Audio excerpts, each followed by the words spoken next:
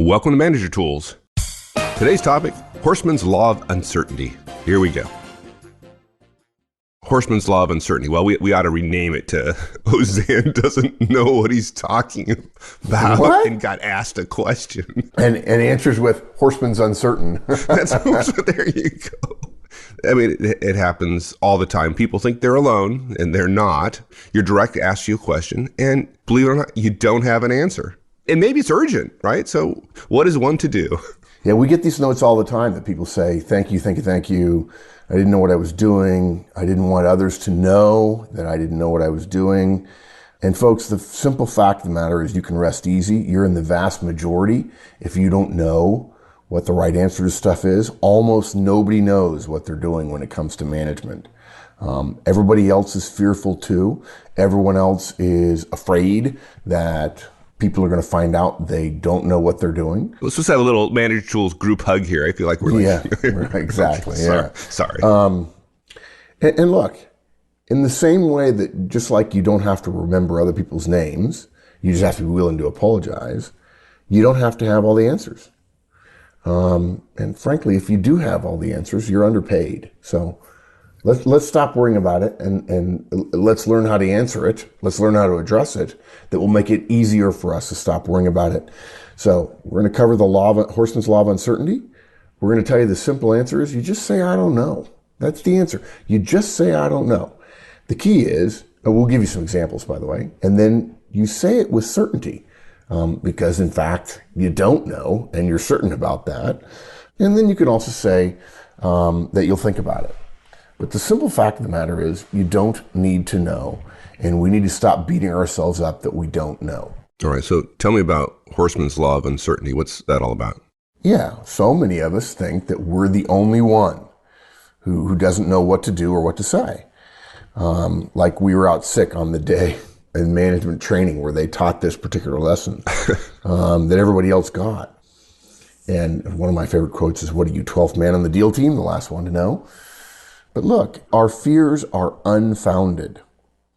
Folks, you're not the only one that doesn't know. Nobody else, almost nobody else knows either. There's no training you missed, right? Yeah, there ought to be, but there isn't. When you feel that hinge in the floor flip open and you feel your stomach drop through it, don't feel like the Lone Ranger. If you don't know, it's likely other managers at about the same point in their careers didn't know either. And so Horstman's Law of Uncertainty is simple. You don't have to have all the answers, and you don't have to have any of them right now. The fact is, when we're faced with a situation we've never been in before, it oughtn't surprise us that we don't know what to do. Surely one of the defining characteristics of a new situation is one where we don't know what to do. It's normal not to know about a situation you've never been in before. It's normal. But the big problem here is that's not what we feel. The problem is we stop thinking that it's okay. We stop being analytical and we start feeling. We panic. Immediately fear, the mind killer, right, inhabits our ego-addled brains. And every second we think about how we feel, every second we wonder if they can see the doubt on our face, every second we think about the consequences of not knowing is a second we're not thinking about solving the problem or answering the question. Simple. It's like sitting in your desk going, I wonder what I'm thinking right now. Well, what you're thinking is, I wonder what I'm thinking. When we have fear that we're going to be wrong or we don't know, we do the exact opposite of Samuel Johnson's idea that nothing so concentrates the mind as the thought of one's own imminent execution. But look, guys, as many executives as we've known, every single one of them will tell you about all kinds of things they didn't know or didn't do or didn't say or did wrong or did clumsily. I've said it 100 times. On every CEO's resume, they've been fired sometime in the past. You look hard enough and you'll find it. They made mistakes, and you're going to too. And it won't ruin your career. It's interesting. We get all frustrated that we don't have the answer to every question. But I can remember hundreds of times going to my boss and she said, I don't know, or I'll get back to you later, or whatever. Any one of a number of things was clear she didn't know the answer. And I didn't think diddly about it, right? I just like, oh, okay. Well, here's what's interesting about that, Mike. You say it was clear she didn't know. I think you're using some advanced math there because most people don't think their boss doesn't know. Think about that, guys. You go to your boss or your boss's boss, and they say, let me think about it, or I'm working on something else right now, I'm sorry. And when we go to our boss, we tend not to fault them for not knowing the answer. Oh, absolutely. I said it wrong because you're right. What I really meant was they weren't prepared to give me an answer. Exactly. Right? Which is different. Right? Which is different. Yeah. They're busy. You sprung something on them. Yeah. If they had an answer and they wanted an answer, and by the way, folks, when it comes to decision making, you have to have both. It takes both an answer and a desire to give it. Why would they want to delay and create a future obligation? Usually, there are situations that this isn't true in. Usually, though, they wouldn't. They'd want to give you an answer, but either they don't have one or they don't want to give one right then. And we act as if they know they're just playing coy or doing something else or doing something quietly political, or they're just saying, this isn't important to me. I'm going to worry about this in my own time. And we give them the benefit of the doubt. And yet, as managers, when one of our teams brings something to us, we don't give ourselves the benefit of the doubt. The only doubt we have is about ourselves. That's right. And it's not necessary, guys. And so the answer is to say, I don't know, and to say it with certainty, because essentially you don't know. You're not paid to know. And it's okay to take a little time before you make a decision. Is that the only way to say it? Like, I don't know? Is there? No, there's a bunch of ways. We'll give them a bunch of ways. Okay. In fact, it's funny. Somebody asked me, how do you know what to say? I said, well, I scenario plan almost every conversation I'm in. I'm thinking, okay, I would say this. This is what I would say.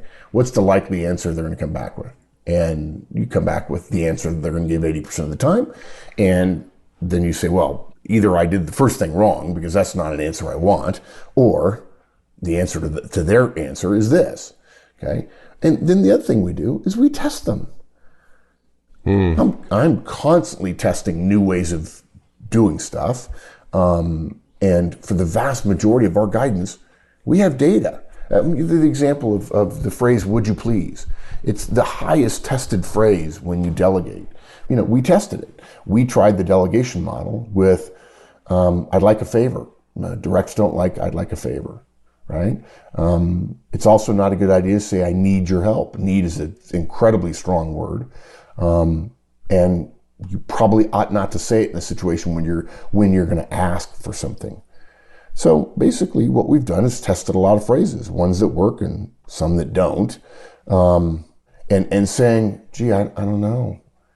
Probably doesn't work. I don't know. I'm afraid. I'm alone. I'm afraid you're going to find out that I don't know what I'm doing. Yeah, not really confidence inspiring. So when one of your directs comes to you and asks for an answer or guidance or an opinion, anything about which you're not readily able to give an on-the-spot response, simply say, I don't know. And there are a lot of ways to say it. You could say, I'm not certain, or let me think about it. By the way, when you say, let me think about it, it's amazing. People expect the director to come back and say, well, you can't think about it. I need an answer right now. Well, I'm not going to give you one right now. And, you don't say this, but you act as if I get to decide when I give you an answer. And when you think about it, guys, you do. Okay. I hadn't thought about that before. Or let me mull it over. Thanks for letting me know. Not sure. I'll see what I can do. If I haven't answered by whenever, ping me again. I think it might be X. Give me some time to be sure. This is one of those ones I want to think about. Also my favorite, what do you think? Now look, a bunch of you are thinking a couple of things. One of them is, what if what they want is urgent? And guys, remember, if you're having to make a decision that's urgent, that's probably a sign that something else has gone wrong, and a delay might be warranted, not to decide, but just for you to understand the situation.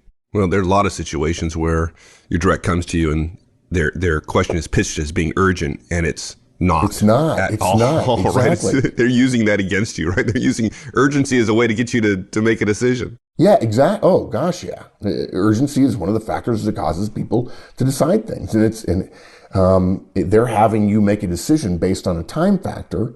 What they really want, in many cases, is a defensible position because you made the decision and not them. Now, sometimes they come to you and they say, "You should know," and that's obvious in their tone of voice, and they don't know, and you should know, and you feel guilty that you don't know. And all we're suggesting is you give up the guilt. Yeah. Well, back to the urgency thing, because sometimes they're using it against you, right? For get some kind of defensible position, right? That you made the decision, not them. But, sometimes, in fact, they believe it to be urgent. And at their level it is. But at your level, it's not. Yeah. The danger of missing a deadline at their level might be really important, might be significant. But at your level, it may be less so. It may even be trivial. Sometimes, this is what surprises me when people start thinking about decision theory and so on. No one seems to understand that you don't always have to make a decision. As long as you understand the consequences of making a decision that's wrong versus simply not making one. There's all kinds of times, and one of my favorite phrases is OBE, overcome Right. by events. People ask me for something, I'm like, I don't know. Right. Sometimes the best decision is to not make a decision because you want to retain some flexibility, right? Yeah. Now there are people that you said that to, like, that's good because I hate making decisions. Well, I never make a decision. Yeah. We're not making an argument here for interminable delay. Okay. What we're doing here, folks, is giving you reasons to help squelch the voices of FUD. If you don't know what FUD is, it's fear, uncertainty, and doubt. We want you to not have those voices telling you don't know what you're doing and making it harder for you to make a decision because you're doubting yourself. And we don't necessarily recommend any significant delay beyond just not making a decision right at the moment. We don't. We are saying, though, if you don't know what to do, it's totally okay to say, I don't know, and come back tomorrow. Or somebody comes in and says, look, I need vacation. You've put out the Christmas schedule and I need vacation. And I promised my wife and I'm going to be in a lot of trouble at home unless I get Christmas vacation. And you think to yourself, well, this is an honest person. And, they probably wouldn't try to blackmail me, but I've also already put out the thing. And so you look at them and go, I don't know. Let me think about it. And they're like, well, I really need to know right now. Sorry. The dilemma that exists between what they want and what exists is reasonable, and you don't have to make a decision right now. Now, you might feel guilty about it. That's the whole point of this cast, and we're suggesting you don't have to, and you just don't. And look, when people come to you with a sense of urgency, it's their sense of urgency. It's not yours. It only has to be urgent for us if we decide it's urgent for us. How many times have you had somebody say to you, this thing is hot, and you look at it and say, nah, Yeah. it's not really. If it's going to be your decision, it's going to be your recommendation, it's going to be your action. If you're going to be on the hook for it, you get to decide at your level, with your knowledge and your perspective, how much urgency to assign something. And there are situations that you have to make a decision right now. Okay, do we print 25 copies or 40? They're printing right now. They're on 23. We've got to make a decision. Even in that situation, I can say, no, print the 25 and then, just do 25. Or say, I don't know, let me make a phone call. Well, we're going to run out and then we might lose our list in the printing. Well, okay, should have thought about that before you came and asked me or before you started printing. And maybe, as we'll talk about later, we ought to have them make the decision, teach them how to do it. But look, here's the thing. You say, I don't know, or let me think about it. And you say it with certainty. Now that's funny right there. Yeah, exactly. Yeah. Now look, for some of you, that's a heavy lift. The fear of being thought indecisive or of not knowing the, quote, right thing to do can be significant. We respect that. But remember, all we're saying when we say we don't know is we don't know. That doesn't mean we have no clue. It doesn't mean we don't think we know the answer. It doesn't mean we don't have an opinion. It just means we aren't certain right at this moment. And seriously, guys, when was the last time you were certain about anything, that there was only one right answer? The fact is, when it comes to stuff that you're going to get asked to make a quick decision on, they're usually small things, and small things don't require certainty. It's the nature of decision theory. To be certain of a small thing is to waste time on it. And by the way, when I say certain, I mean certain as in tomorrow the sun will come up. Okay? And if someone is asking for an immediate decision, it's probably, very highly likely, it's not a big thing. And we know that your fear becomes a big thing. We get that. But it means the urgency you feel means that the situation we're talking about is likely small, and certainty isn't the standard. So saying you don't know is exactly the right thing to do. Because to know is it means you've devoted some time to something, which you clearly won't be able to do if you make a quick decision. So when you say it like you mean it. Okay? Say it like you know what you're doing. Because you do. You know what you're doing. You're delaying on purpose. You're saying, no, I'm not going to make this decision right now. This is not a big decision. I don't need to be certain. I don't know what to do. And so I'm going to take some time to think about it. And if nothing else, I'm going to give myself 5 minutes until you go away and the look on my face is not one that causes you to think I don't know what I'm doing. And I'm going to let this feeling pass. I'm going to take a couple of deep breaths and then I'm going to realize this is dumb. We should do X. I didn't feel that at the very beginning because you were standing there and I want people to think that I really know what I'm doing when I don't. So say it like you mean it. You can say it like you know what you're doing because you do. What you're doing is delaying to think through long enough to think through what might be the best decision. Look, I'm amazed at the people who don't get that sometimes the best decision, no, I'm sorry, I said that wrong.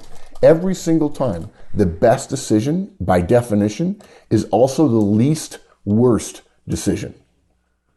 And by definition as well, the worst decision is also the least best. And so sometimes the criteria isn't what's the best possible thing we could do, what's the thing that's least bad? And people are like, oh my gosh, you made that decision? Oh, that's a bad decision. Yep, it was. But it was the least bad one of like 10. And, I'd rather choose the devil I do than the devil I don't, or whatever. But all the time you're faced with a situation where there are 3 or 4 possibilities and none of them are good. One of them includes you getting chewed out by your boss. Well, that might be the best decision, as opposed to having your whole team chewed out in front of you. There's all kinds of things, but people forget that, and we've got to do some casts on decision theory and how to make decisions and so on. Yeah. But look, guys, try it a few times. Say, I don't know. I don't know. Now, picture a recent situation you were in where you didn't know what to do, and we suspect you'll feel the same things you felt in those situations, and you will be unable to say it with certainty. Okay? Now, one of the things I teach when I teach speech making, here, I want you to try it again now, only this time, pretend you were asked, hey, what strategy is the CEO going to use to address the next generation of the mobile web? Or, what's our market share graph going to look like over the next 3 years? Now, guys, honestly, try it. Think about how ludicrous it would be for you to know those things. Now say, I don't know. So, Mike, ask me each of those questions one at a time. Hey, Mark, what strategy is the CEO going to use to address the next generation of the mobile web? I'm just curious. I don't know. What's our market share graph going to look like in the next 3 years? No idea. I don't know. Right? I'm totally confident that answer is exactly right. I'm completely certain that I don't know. And all you have to do, guys, is practice 10 or 15 times answering a question that you literally don't know the answer to And you don't feel bad that you don't know the answer to it. That's what saying with certainty is. And by the way, this is how really clever people go into conversations and sound like they always know the answer. Is they practice. They say, I don't know, not a clue. I'm gonna have to think about that one. It might be here somewhere. I'll have to look it up. Don't know. Right? Not sure. Tough one. No clue. Let me think about it. I hadn't thought about that at all. Let me mull that one over. I don't know if anybody knows that. Give me some time. Okay? Not going to make that call in the next 5 minutes. Thanks for asking. I'll see if I can find something out. Right? If they ask you, who's going to be president of the United States in 25 years? You say, yeah, not really sure. Some of the questions you get are kind of like that. Yeah, well, and we all immediately do the exact opposite and assume that if we're being asked, therefore we should know. There you go. While at the same time, we don't hold our bosses to that same standard because they're working on important stuff. Well, to your directs, sometimes you're seen as working on important stuff. And look, if your direct goes, well, I can't believe you don't know, look at them and say, well, why wouldn't you believe it? I just told you I don't know. Now, there's a friend of mine who says, Mark, you're bluffing. I said, no, I'm not bluffing. I just don't want to give an answer right now. And what is that? There's always a sign at the dry cleaners. A lack of planning on your part doesn't justify an emergency on my part. And the whole point of Horstman's law of uncertainty is to help managers understand that every other manager in the world feels the way they do. And a lot of times in this situation, the managers who do best are the ones who simply answer with certainty and say, I don't know. They're comfortable with the fact that, they're not beating themselves up. They know their ego strength is such that they know it's okay not to know. Or even if it's not okay not to know, it doesn't do any good to act as if you're fearful, lonely, and scared that you don't know. Happens all the time. So you don't have to have all the answers, and you don't have to have any of them right now. Now look, guys, remember, we're not suggesting that this is your answer for every single situation where a direct asks you a question, okay? There are plenty of discussions, plenty of decisions that you can make easily and quickly, and you should do so. This is simply the way to handle those situations where you feel some pull or some request to make a quick decision and you honestly don't know what to do. In those situations, the fear of not knowing is not justification for making a decision.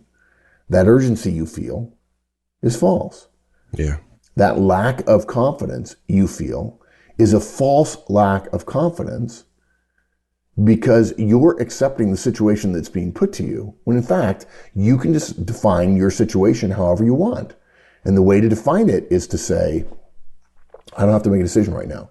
And really, usually, 80% of the time, all you need is 10 minutes.